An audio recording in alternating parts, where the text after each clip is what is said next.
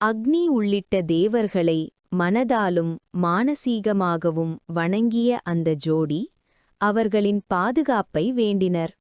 பீமனின் மகள் தமயந்தி தனது கணவனாக தேர்ந்தெடுத்த பின் லோகபாலர்கள் நலனுக்கு 8 வரங்களை அளித்தனர்.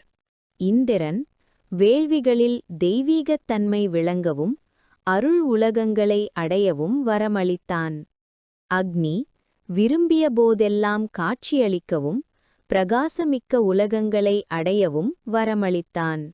யமன் உணவில் நுட்பமான சுவையும் மேலான அறநிலையும் அளித்தான்.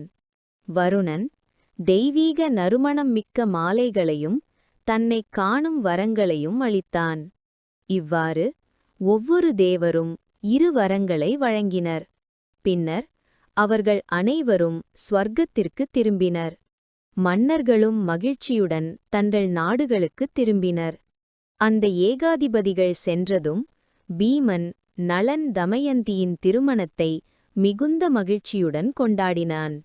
பீமனின் அனுமதியுடன் நளன் தனது நகரத்திற்குத் திரும்பினான்.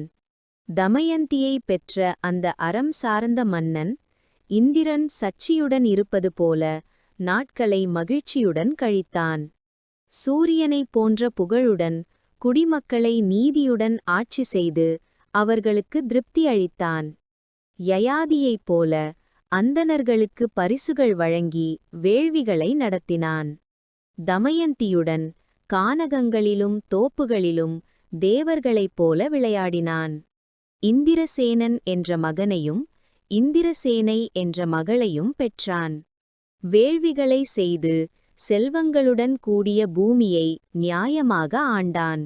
பீமனின் மகள் தமயந்தி நளனைத் தேர்ந்தெடுத்த பிறகு பிரகாசமிக்க உலகப் பாதுகாவலர்கள் அங்கிருந்து திரும்பிச் சென்றனர்.